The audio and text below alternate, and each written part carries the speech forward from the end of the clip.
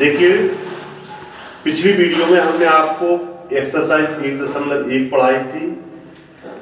जिन छात्रों को उसमें कोई प्रॉब्लम आई हो तो वो कमेंट के माध्यम से या डायरेक्ट फोन के माध्यम से हमसे पूछ सकते हैं। आज हम आपको समुच्चय अध्याय की एक्सरसाइज 1.2 पढ़ा रहे हैं। एक्सरसाइज 1.2 के पहले इसमें क्या है कि समुच्चय के टाइपों की आवश्यकता पड़ती है। तो सबसे पहले हम आपको समुच्चय के प्रकार बताएंगे। देखिए, एक्सरसाइज 1.2 के पहले आपको इन समुच्चयों के प्रकार आपके सामने लिखे हैं। समुच्चय 7 प्रकार का होता है। रिक्त समुच्चय, एकल समुच्चय, परमित समुच्चय, अपरमित समुच्चय, विसंगति समुच्चय अथवा असंयुक्त समुच्चय, समतुल्य समुच्चय, सम समुच्चय अथवा समान समुच्चय। सबसे पहले देखें, रिक्त समुच्चय को हम फाई से प्रदर्शित करते हैं। इसमें कोई ब्रैकेट भी नहीं लगाया जाता। अब शॉर्ट में हम आपको थोड़ी थोड़ी परिभाषा समझाते हैं। आप लोग पिछली क्लासों में पढ़ा है और आप नाम के अनुसार ही इनकी परिभाषाएं समझ सकते हैं। जैसे ये क्या लिखा है, रिक्त समुच्चय। रिक्त का मतलब क्या होता है? खाली, जहां पर कुछ भी ना हो। तो जहां ऐसा समुच्चय जिसमें किसी भी चीज का बोध ना हो, वहां हम क्या कह सकते हैं? उसको रिक्त समुच्चय। ठीक, जैसे एक एग्जाम्पल दे, हम कहें आकाश में लड़कों का समुच्चय, तो आकाश में लड़के तो होंगे नहीं, तो ये रिक्त समुच्चय। या हम कह सकते हैं पूर्णांकों के मध्य कॉम्प्लेक्स नंबर का समुच्चय। तो पूर्णांकों के बीच में कोई भी आपकी सम्मिश्र संख्या नहीं होगी, ये रिक्त समुच्चय। इसी क्रम में अब आपको दूसरा समुच्चय बताने जा रहे हैं हम, एकल समुच्चय। नाम से स्पष्ट हो गया, एकल मानी क्या होता है? एक। जब किसी समुच्चय में अवयव की संख्या केवल एक हो, केवल एक, उसको बोलते हैं एकल समुच्चय। ठीक, जैसे एक एग्जाम्पल के तौर पर आकाश में चंद्रमा का समुच्चय। आकाश में चंद्रमा कितना होता है? एकल समुच्चय। दूसरा एग्जाम्पल, महिला राष्ट्रपति का समुच्चय। तो अभी तक के रिकॉर्ड में केवल प्रतिभा पाटिल ही अकेली महिला राष्ट्रपति बनी है, तो ये भी एकल समुच्चय हो गया। तो आप समझ गए, एकल समुच्चय। थोड़ा सा हम आपको रिक्त समुच्चय और एकल समुच्चय में डिफरेंस क्लियर करा दें।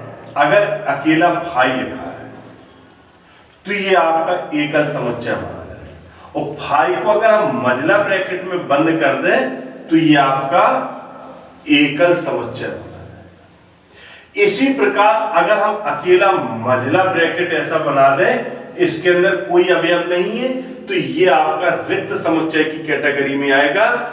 और अगर हम यहां मझला ब्रैकेट को ऐसा बना के इसके ऊपर पुनः दोबारा मझला ब्रैकेट लगा दें, तो ये एकल समुच्चय के अंतर्गत आता है। ठीक, अब अगला है आपका परिमित समुच्चय। परिमित यानी कि लिमिट में हो। लिमिट का मतलब है जिसकी हम गणना कर सकते हैं। ऐसा समुच्चय जिसके अवयवों की संख्या को हम गणना कर सकते हैं, उसे हम परिमित समुच्चय कहते हैं। जैसे मान लीजिए हमारे घर में कमरों का समुच्चय। हमारे घर में कितने कमरे होंगे उनको हम गिन सकते हैं। हमारे परिवार के सदस्यों की संख्या का समुच्चय, हम अपने परिवार के सदस्यों को गिन सकते हैं। हमारे विद्यालय के छात्रों की संख्या का समुच्चय, हम अपने विद्यालय के छात्रों को बताते हैं। इस परिमित के अंतर्गत हम आपको एक विशेष चीज बताने जा रहे हैं, जो कि साधारणतः इस चीज को स्वीकार नहीं करते हैं, लेकिन मैथ में हमारे वैज्ञानिकों के अनुसार इसको स्वीकार किया जाता है। जैसे साधारणतः हर इंसान कहता है आकाश में तारे अनगिनत, इनको गिना नहीं जा सकता, लेकिन वैज्ञानिकों के अनुसार तारों की संख्या को गिना जा सकता है। इसलिए ये क्वेश्चन इंपॉर्टेंट है, बहुत आता है। आकाश में तारों का समुच्चय परिमित समुच्चय के अंतर्गत आता है। वैज्ञानिकों के अनुसार आकाश में 3000 तारे पाए जाते हैं। अगला आता है अपरिमित समुच्चय। अपरिमित नाम से ही स्पष्ट है, अपरिमित जिसकी गिनती ना किया जाए। जैसे हम कहते हैं पूर्णांकों का समुच्चय, पूर्णांक गिन सकते 1 2 3 4 5 6 7 8 डॉट डॉट डॉट इंफिनिटी, ऋण 1 ऋण 2, तो इसके साथ हम कह सकते हैं। दूसरा वायरसों का समुच्चय, इस पृथ्वी पे इतने वायरस है जिसको गिनना नामुमकिन है। जीवाणुओं का समुच्चय, जीवाणुओं को भी नहीं गिना जा सकता है, तो जिनकी हम गिनती नहीं कर सकते हैं वो आपके अपरिमित समुच्चय कहलाते हैं। अब देखिए पांचवा है आपका विसंगति समुच्चय अथवा असंयुक्त समुच्चय। असंयुक्त या विसंगति यानी कि ये एक अकेला समुच्चय नहीं होगा, यहां पर होते हैं दो समुच्चय। ऐसे दो समुच्चय जिनके अवयव बिल्कुल अलग अलग, कोई भी अवयव एक दूसरे से ना मिले, उसको हम कह सकते हैं विसंगति समुच्चय अथवा असंयुक्त समुच्चय। जैसे माना कि ए हम कहें एक सम संख्याओं का समुच्चय है,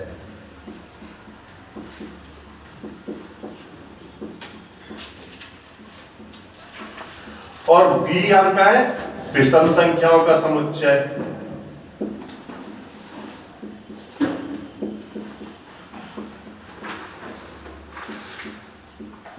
इनके बीच में कोई संख्या मिलेगी, ए में सम आ रहे 2 4 6 8 10 12 14 16 18 20 22, और बी में 1 3 5 7 9 11 13 15, तो कोई भी संख्या मिलेगी नहीं मिलेगी।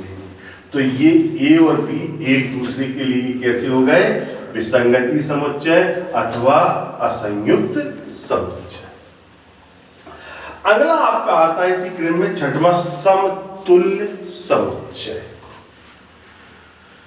सम्मानी समान और तुल्य मानी लगभग, बराबर नहीं है लेकिन बराबर के बराबर है। जैसे कोई अन्यत्र व्यक्ति आपके पिताजी की उम्र का होता है तो हम कहते हैं आप तो हमारे पिता तुल्य हैं, पिता के समकक्ष हैं, लेकिन पिता नहीं है। इसी प्रकार समतुल्य है, बराबर तो हैं लेकिन एकदम इक्वल बराबर नहीं। जैसे एग्जाम्पल देखें, ए के अवयव है मान लो 1 2 3 4, मान लो 3, और बी के अवयव है P Q R, तो इसके अवयवों की संख्या कितनी हुई 1 2 3, इसके भी अवयवों की संख्या कितनी हुई 1 2 3। तो ए कहेगा मेरे पास 3 अवयव है, वो बी भी कहेगा मेरे पास 3 अवयव है, अर्थात ए और बी आपस में कैसे हो गए, समतुल्य हो गए, क्योंकि अवयवों की संख्या जहां पर दोनों समुच्चयों में बराबर मिल जाए वो समतुल्य समुच्चय कहलाते हैं। यहां तक कि ऐसा भी क्यों ना लिखा हो, ए के अवयव मान लो हाथी घोड़ा शेर, हाथी घोड़ा शेर 3 अवयव हो गए, ठीक, और बी का अवयव हो जाए चूहा बिल्ली कुत्ता, इसके भी 3 अवयव हो गए, तो ये आपस में समतुल्य समुच्चय कहलाते हैं।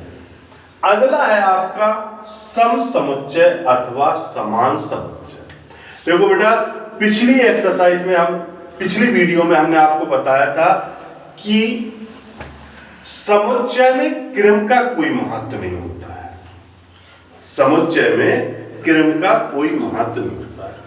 तो ऐसे दो समुच्चय जिनके सेम अवयव बिल्कुल इक्वल हो, क्रम कुछ भी हो, जैसे मान लो ए का अवयव आपका हो गया P, Q, R, और B का अवयव हो गया आपका मान लीजिए Q, P, R, तो PQR इसमें है, PQR इसमें है, सेम अवयव है, तो ये आपका सम समुच्चय अथवा समान समुच्चय कहलाते हैं। अब हम आपको अगली वीडियो में एक्सरसाइज 1.2 के क्वेश्चन बताने जा रहे हैं।